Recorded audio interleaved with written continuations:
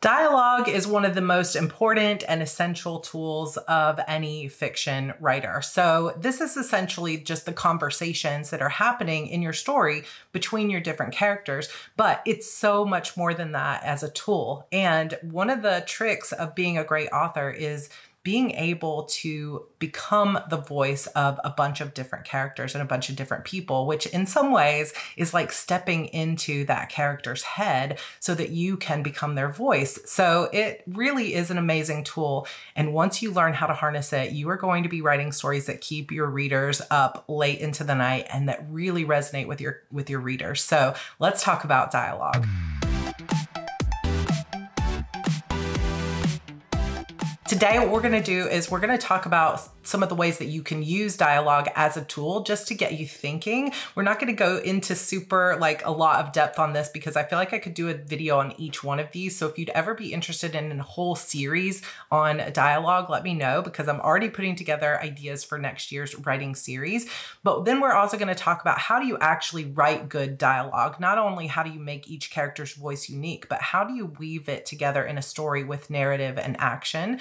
And then finally, I'm going to give you some tips for those of you that are punctuation or grammar challenged. I'm going to give you some tips on how to actually write your dialogue tags with punctuation and your attributions in your story. So we have a lot to cover today. It's probably going to be another longer video, but we're ready to get started. So let's talk about how to use dialogue as a tool. So obviously, one of the biggest tools in terms of dialogue is that it becomes your character's voice. It's going to reveal to us your character's personalities and most of all, their motivations. So when we think about dialogue and we think about every single word that comes out of each character's mouth, we also need to be thinking about what does that character care about? What are the types of things that they notice? What triggers them? What makes them angry? What are they trying to hide? Are they nervous? Are they awkward? Are they excited? Every single word that comes out of their mouth is going to tell us how they're feeling about something, how they're reacting to something, and the manner in which they speak, which of course, over time, reveals what they care about and what their motivations and goals are. So be thinking about that when you think about your character's voice.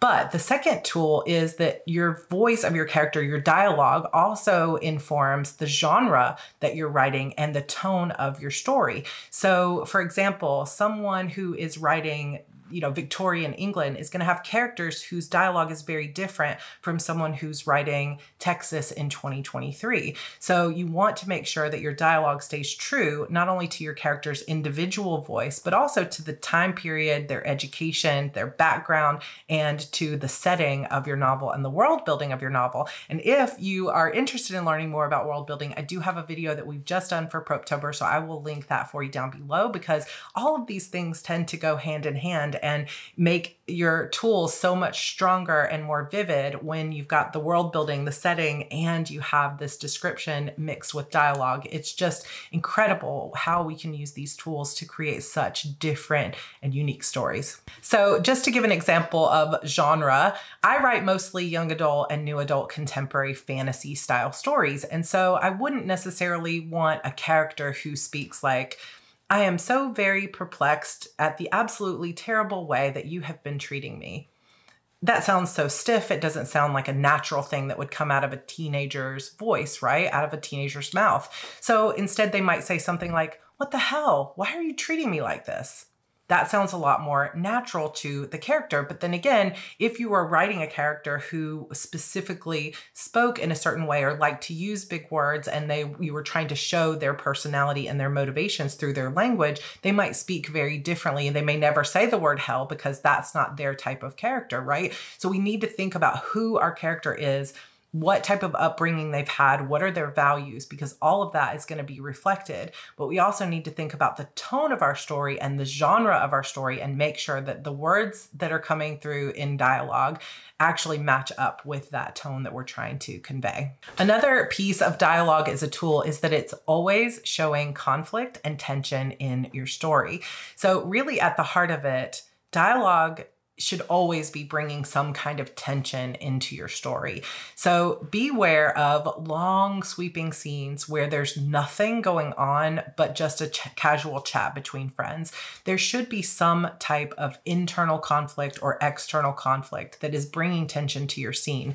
It could be two friends that are talking, but the way that your character is responding to it or the information that she's getting is going against what her goal is for that scene. So again, this is where understanding your character's goal in every scene can really play into your dialogue, because what your character wants to achieve in this scene might be thwarted, or they might be getting information that they don't want, or they're receiving conflict, or they're not able to get to their goal or get to the outcome they want because of the conversation that is happening there. So it could be some kind of truth that's revealed, some kind of backstory that's revealed, someone who's standing in their way, or they're afraid to really say how they feel. All of these things add conflict and tension. And really what we want to create when we're having conversations between characters is more tension in our story, because that's what keeps people reading. So go through your dialogue and make sure that every scene has a purpose, and that any type of conversation that you're having has some kind of tension in it.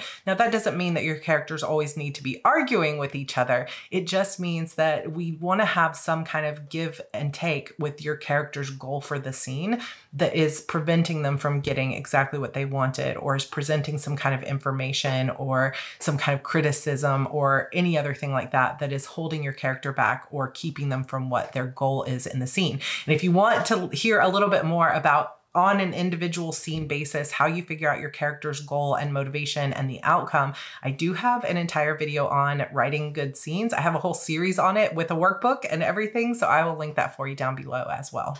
It's this tension that moves our stories forward, and so always be thinking about that tension when it comes to your characters. Another tool for dialogue is also the pacing of your story. So dialogue can make your story move faster, because when readers see that white space on the page, because there's a lot of dialogue happening and each speech of your character is a new paragraph, there's a lot of white space on the side. Like, just take any book off of your shelf and kind of thumb through it, and you can usually tell which passages have more dialogue than others.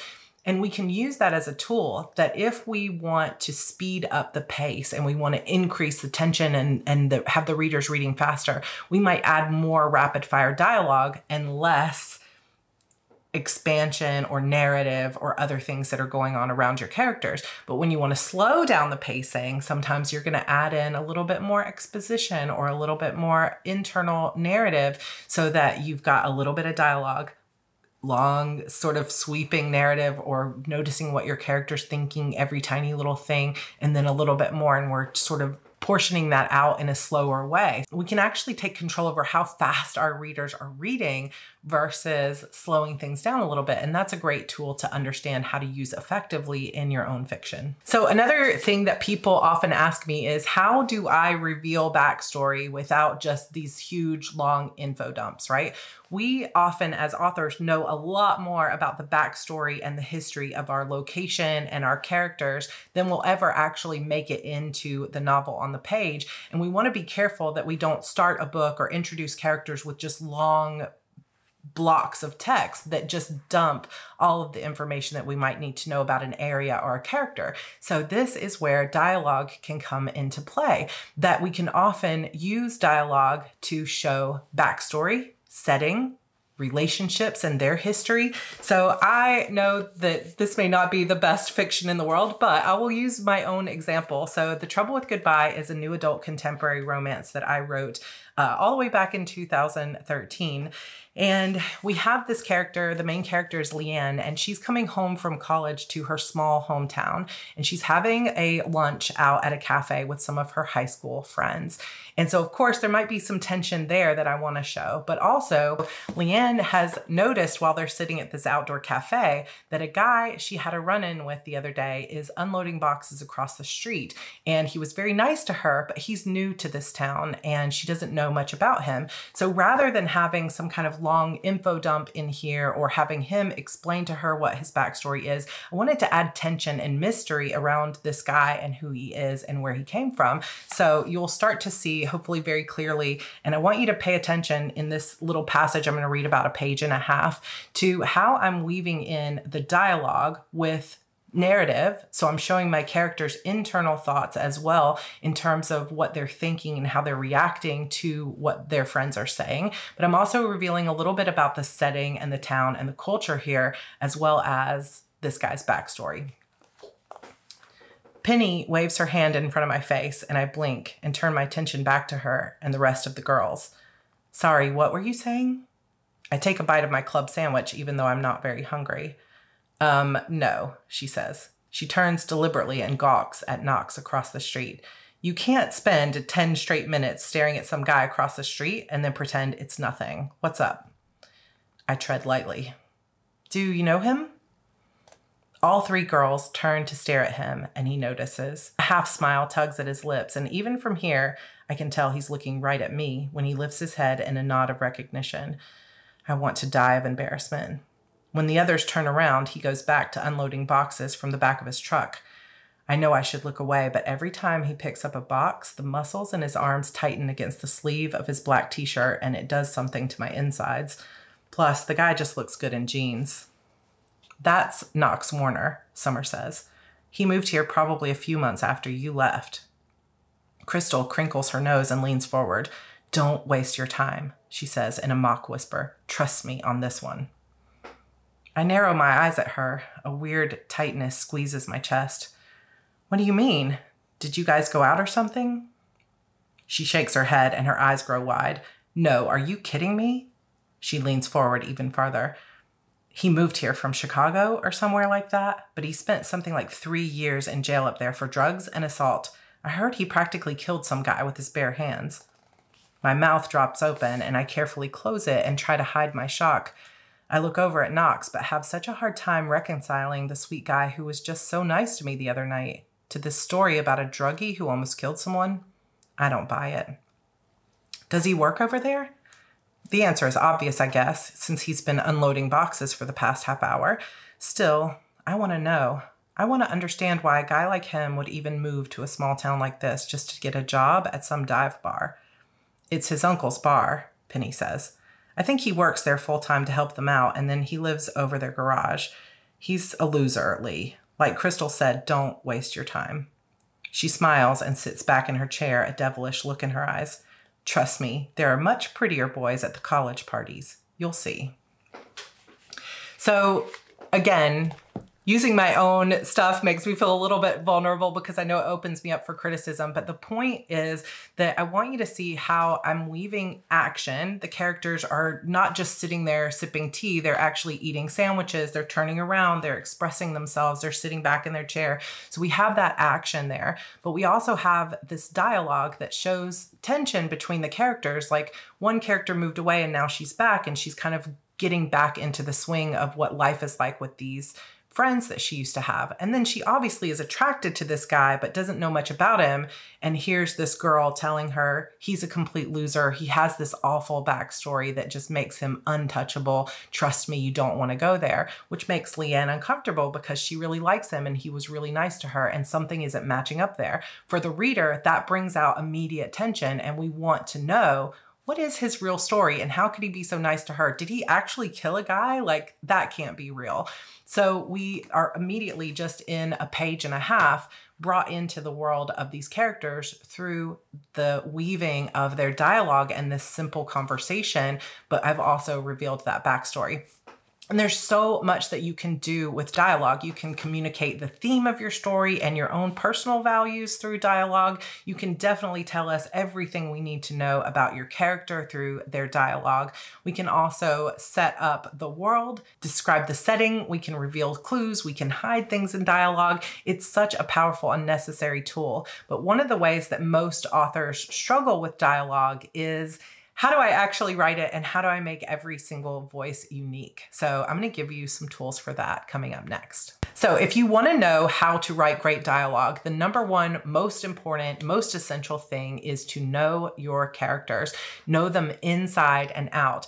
And I think sometimes this is where people stumble, because it will come down to your personal writing process that maybe you don't know your characters inside and out when you get started, and that's okay, because writing is a journey, right? Very few of us write one single draft and then we're done with the story. I'm already on the third draft of The Disappearance of Vanessa Shaw that has 8 separate points of view.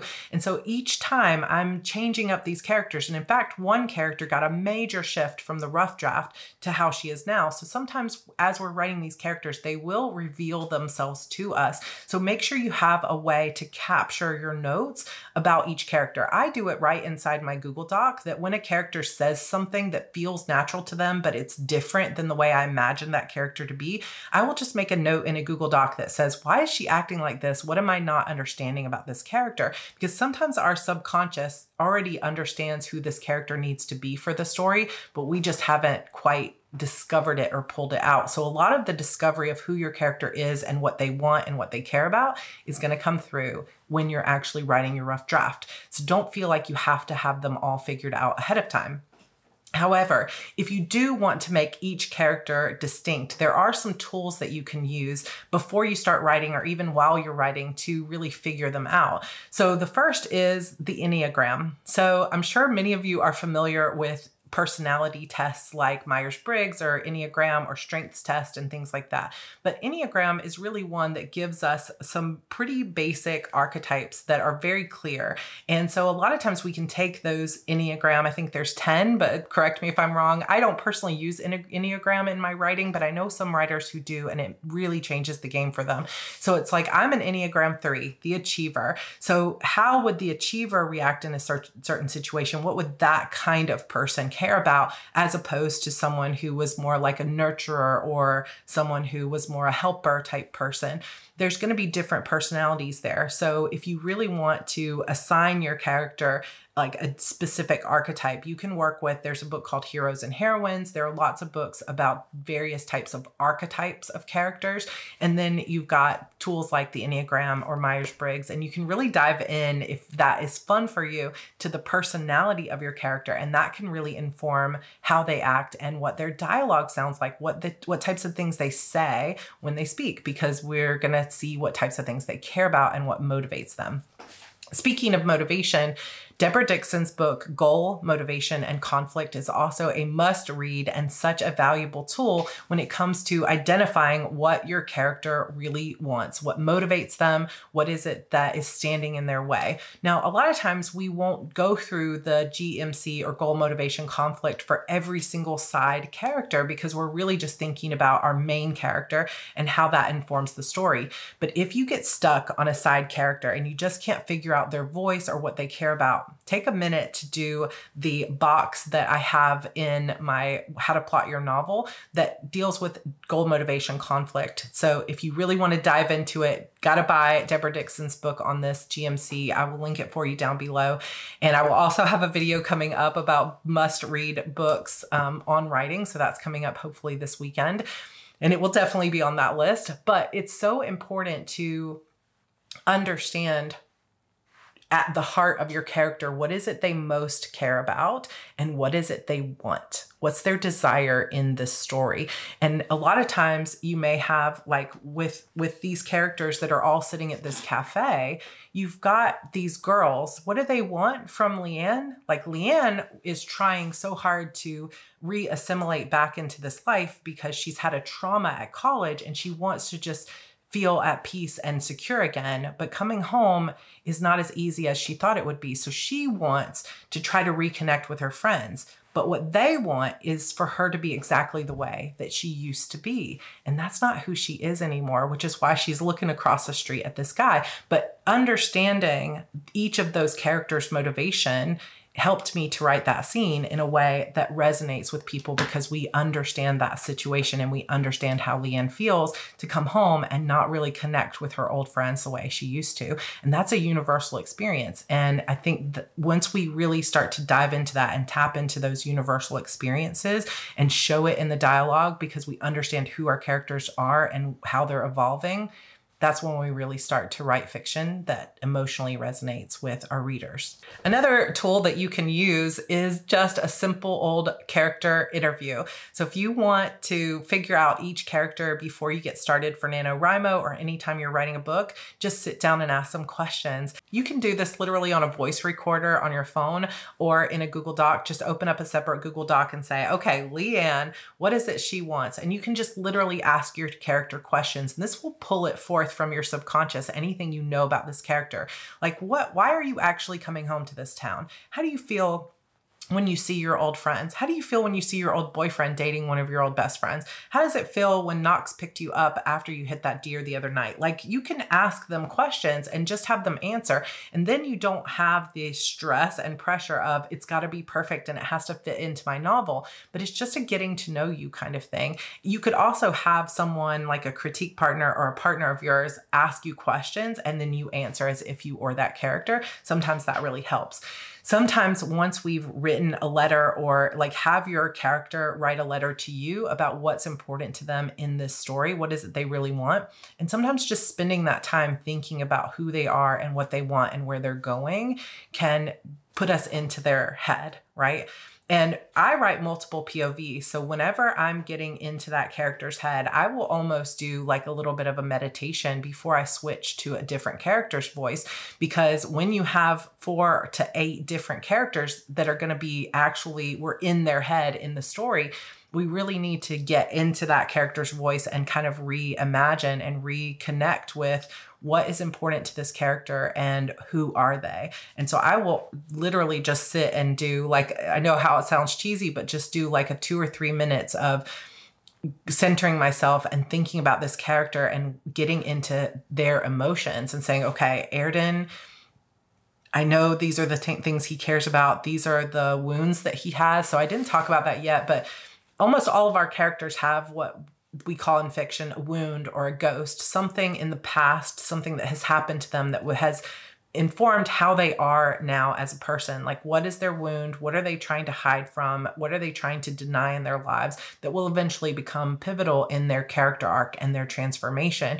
And so when I think about a character like Airden from my Shadow Demon saga, his wounds are so incredibly like terrible and awful, the things that he's been through. And that makes him feel like he's unworthy of love, like his needs don't matter and that he should just be grateful for being free. And so I really tap into and think through his backstory and where he needs to go and the person he needs to become or the demon he needs to become in order to make it to the end of the story. So sometimes just really connecting into that can make a big difference in your character's voice. And just play around with it. Stop feeling like you got to get it perfect right from the start. See it as an experiment and a discovery process, and that will really serve you. But the more you can know about your character's backstory, what they care about, and even we talk about the story triangle from Write Your Story from the Middle by James Scott Bell, where he talks about your character's mirror moment. Figuring out your character's mirror moment is also something that can really help you with their dialogue. So again, we'll go over some of my favorite books on writing, but once you begin to understand all these different tools, it can really be helpful to make your writing that much stronger. Writing great dialogue is really a balance, like I talked about in that previous scene. A lot of newer writers will just write a lot of dialogue without any action or exposition or description or other things. But if you really want to write something that's rich, you need to find a way to weave your dialogue in with the setting, description, your senses, a little bit of dialogue with emotion and action tagged onto it can really be helpful. And there are going to be times when maybe you're going to have a lot of narrative because maybe the character, you're trying to set the tone of this character arriving at this new place and how they feel, you know, coming off this boat and seeing this new fantasy world. And we're going to want to see that expansive world. And there may be almost no dialogue in that scene at all. But then we're also going to have other scenes where your characters are sitting together in a room and the only thing we care about is the dialogue between them. And part of becoming a great writer is understanding when dialogue is necessary and understanding when it's better just coming through your character's eyes in narrative. Also, whenever you're writing dialogue between characters, unless you're trying to make it rapid fire and you're trying to really speed up your pace, you often want to weave in some kind of action. Like we have our characters are sitting here eating, but we see them take a bite of sandwich, take a drink, sit back, lean forward. There's action in that scene, which then puts our readers into the scene themselves. If it was just that dialogue, that scene would not be as powerful, because we wouldn't be able to see the characters. We want to see their expression. We want to hear what they're saying, but in conjunction with how they're reacting, how they're moving, and what else is going on in your main character's head at the same time. And so really thinking about that balance and how to weave it in can be super helpful. So speaking of action, I'm going to read another scene. So this is from my book, The Witch's Key. So set up for this particular book is we have a young witch in high school who has come to live with her uncle that she barely knows, because both of her parents died in a tragic, like, demon hunting experience. And there's a strange guy at school that she cannot quite figure out what he is, but she knows that he's not human. And she's never really spoken to him before, but she did steal a straw from him and cast a spell on it to see if she could figure out exactly what type of magical creature he is. She wakes up the next morning and he's standing there right in front of her house. And so here's an example of how I'm weaving in that action, the narrative, and the emotion with dialogue that speeds up the tension of the scene. So the guy's name is Kai, and he's confronting her. So I'm going to read just a couple of pages here. He put a hand on the fence behind me and leaned down, so close I couldn't see anything beyond those dark eyes of his. They seemed to be looking inside me. "I'm not your enemy," he said, something sincere in his voice making my mouth go dry. "Don't make me change my mind on that. You've had enough trouble this year. I'm sure the council would like to keep it that way." His words knocked what was left of my breath from my lungs. It was like he'd physically punched me in the stomach. He knew about me, about my parents. "How do you know about the council?" I asked. "About my parents. If you were a member of my coven, I'd know about it." "Word gets around the community when something like that happens," he said. For the first time since I'd laid eyes on him, he had a human expression on his face. Sorrow, empathy. Had I misjudged him? "I'm sorry for what you went through, Lenora. I don't want anything else to happen to you here," he said. "Just stay out of it. Don't keep digging into my past or trying to find answers about me or what's happening in this town. Leave it alone, and I'll do my best to make sure you're left alone too." His eyes locked on mine for a long moment before he pushed off the gate and started walking toward the school, leaving me standing there with my mouth open and my heart racing. "Wait," I shouted, somehow managing to find enough strength in my legs to follow him. He stopped, but he didn't turn around. "You know my name, my past. Apparently you know everything about me, and yet you won't even tell me the most basic thing about who you are or how you know all of these things? Not exactly fair play, is it? You can't expect me to just turn away from that and pretend there's nothing going on here. What do you know about those missing girls, Kai? Did you do something to them?" His entire body tensed. Before I could even blink, he'd grabbed my arm and pulled me tight against him. 1 second, he was at least 6 feet away, and the next, he was almost on top of me. And I thought I was fast. "How did you do that?" I asked, breathless. "I'm not going to warn you again. Let this go," he said, loosening his grip on me. His dark eyes met mine, and I could see just how much this meant to him. He was serious about it, but there was something more reflected in his gaze. At first, I'd mistaken it for anger, but I could see now I was wrong. He was scared. But of what? So if you listen through that, you can tell it wouldn't be as interesting and gripping of a scene if it was just the dialogue or if it was just the action. It's the interweaving of the two. It's the way that we see the way he grips her, the way he moves really fast, the expressions on his face and the way that she's reading them, her reactions, her feelings as she's talking to him. But there's also really important information that's coming out through the dialogue. He knows about my past. He's really a part of this world, but he's not human, and he's also not a witch. He's definitely not a part of my coven, but he knows more, and he's telling me not to be a part of this. And then suddenly the shift of like, wait a minute, is he actually trying to protect me? Is he actually scared, or is he angry? And in that, we understand Kai's motivation because we know that he's trying to get her to back off of this investigation and to leave him alone. But we understand Lenny or Lenora's motivation too, that she wants to get to the truth of the matter, and their motivations are clashing with each other, which creates the tension in the scene. And none of that would have been possible without the dialogue. So hopefully now you can see how dialogue is such a great tool.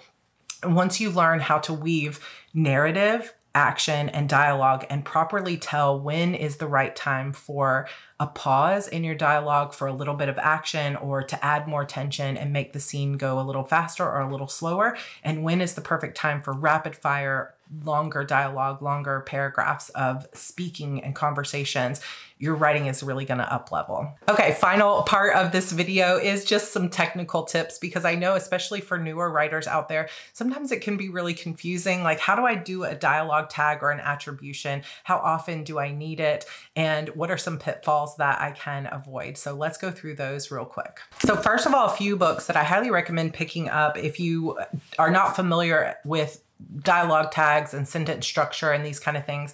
First one is The Element of Style from Strunk and White. This goes into tons of different things about style in your writing. Also, this book that is called The Art of Styling Sentences by Anne Longknife and Katie Sullivan. It's a very short sort of workbook style book, but it's really golden in terms of structuring and styling your sentences. And then the final one is The Best Punctuation Book, period. So this obviously goes into a lot of different punctuation things like colons and punctuation colons and semicolons and, you know, question marks and exclamation marks and all those kind of things. But it also talks about proper punctuation within dialogue tags. So that's some good reading for you. I will link those down below, as well as my entire list of books that I recommend for you on my Amazon store. So one of the keys when it comes to attribution in your dialogue is that the reader always needs to have an understanding of who is speaking. And so it's confusing sometimes if you have, you know, 3 characters, let's say, in a scene, and you've got dialogue, dialogue, dialogue, but none of those have any type of attribution to them. So you don't know who is saying what. Sometimes we can use what they're saying and what they're talking about. So we don't always have to have an attribution, because it's just going to be understood who is speaking because of what they're saying or what they're doing. However, you want to make sure when you're reading through that you have enough attribution to always understand who is speaking. Because if your reader gets confused, wait, who's saying what here? They're going to be lost in this scene, and it's going to immediately pull them out of the story, and their enjoyment of that scene is going to be completely gone. So make sure that you don't have any like 4 or 5 different exchanges without saying who is speaking. You also want to make sure when you're putting in that attribution or dialogue tag that you're doing it in a place that falls naturally in their speech. So for example, you wouldn't say, "I can't believe," she said, "that you did that." That's such an interruption of the flow of the sentence. But you might say, "I can't believe you did that," she said. We have the whole thought there, and we're not breaking it up in a place that doesn't feel natural to our speech. You also don't always have to use he said or she said. You can also place an action or a piece of your character's movements or thoughts just before the dialogue to show who's speaking. So you could say, "Lorelai moved to sit at the table, dropping her head into her hands. I can't believe you just did that." We understand that it's Lorelai who's speaking because she's the last one who took some kind of action or movement in the scene, and we're following her kind of in our head with our eyes, and we see her sit down, put her head in her hands, and then she speaks. So sometimes we don't need a he said, she said, that kind of dialogue tag. We just need some kind of movement or reaction from your character to understand who's speaking. Another technical thing that confuses some people is that pretty much as a hard and fast rule, there probably are some exceptions, but every single time you have a new set of dialogue, a new speech. So let's say with the girls, you have Penny speaking here. That's a full paragraph because it's Penny who's speaking. Then if Crystal begins to speak, we would have a brand new paragraph there. And then if Leanne speaks, we have another new paragraph. So each time someone speaks, we have a new paragraph. And often the dialogue itself will be its own paragraph. And then any type of reaction or movement or action will also be its own paragraph. Sometimes for pacing too, you might separate out your character's dialogue and then have them take an action and then have them speak again. So sometimes you'll have your dialogue will be separated by some kind of action or reaction or emotion that they're feeling, some type of narrative before they speak again. And if that is the case, often you will have paragraph, then a new paragraph for their action, and then a new paragraph for the next thing that they say. Be aware that you're not putting 3 different characters speaking all in one paragraph. Every time a new character speaks, you get a new paragraph, a fresh paragraph in your story. And of course, we would be remiss if we did not discuss dialogue tags in terms of verbs and adverbs. So in general, I think sometimes, especially with newer authors, we get scared to say the word said, like he said, she said, they said. But really, these words, this type of dialogue tag with he said is invisible to readers because they see it all the time. So their mind just naturally skips over it. It's just a way to say who is talking in this sentence, or it's a way to break up the sentence and give them a little bit of a place to breathe, right? But it's invisible. When we start adding verbs and adverbs into our dialogue tags, we can really start to go super overboard and annoying. We can feel like we're adding more to the story, but really it's taking away from it. So what I mean by this is you want to avoid saying, I told you not to say that, he grumbled.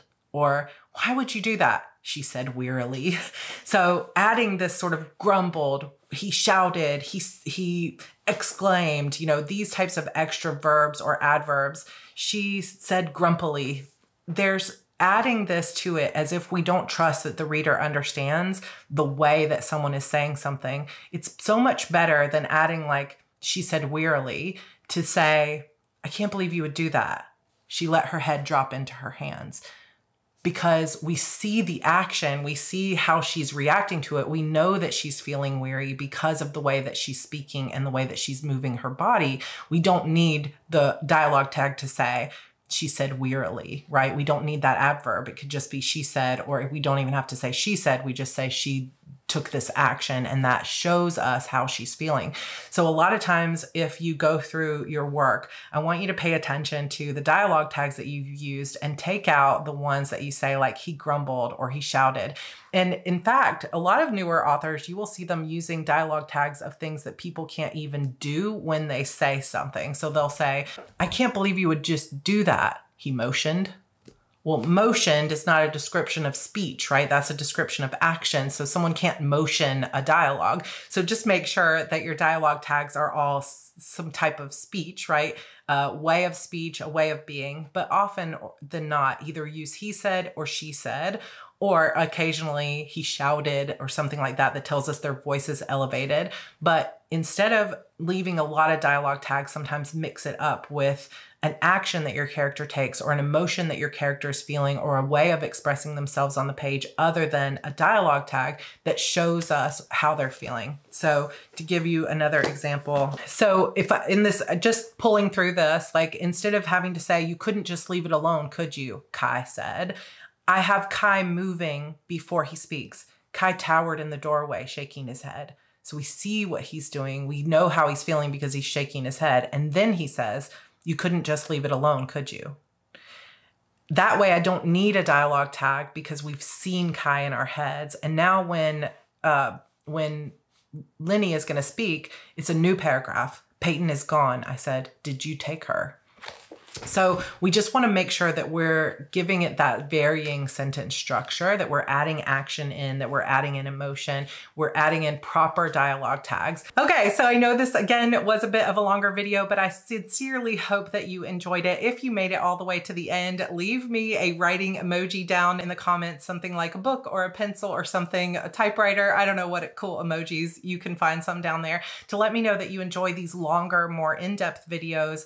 I know sometimes it can be easier to digest when you get shorter servings, but I feel like I can go so much deeper when I can speak on things for a longer period of time. So I hope you found this super helpful. I hope you found the examples helpful. If you have any more questions about dialogue, please let me know. Another book before we go that I would highly recommend you pick up if you are looking at studying dialogue is this book, which is another part of the Write Great Fiction series by Gloria Kempton. This book on dialogue was one of the first I ever read, and it is full of annotations here because because it is such an amazing book about dialogue. So I highly recommend that you check that out, as well as the other books that I've mentioned here today. So we are more than halfway through the month of October. Preptober is halfway done. Let me know if there's any other videos that you'd like for me to cover. Otherwise, I'm going to be talking more about potentially pacing or subplot. I hope you've enjoyed this video. I hope you've enjoyed this entire Preptober series. Make sure that you are subscribed to this channel. Also, just to let you know, today started in my Sarra Cannon channel, my writing channel, the Spooktacular celebration, which is a celebration I do every year for the anniversary of my very first novel, Beautiful Demons, that came out 13 years ago this month. So we have 13 days of giveaways and celebrations. I'll even be giving away Publish and Thrive for one lucky writer over there. So if you want to come hang out, I'll be live there every day at noon Eastern time, and we've got lots of fun events and videos coming up over there. So come join the fun in the Sarra Cannon community. And otherwise, I hope you're enjoying. I hope your writing is going well so far and your prep is going well. And I will see you in my next video. Bye.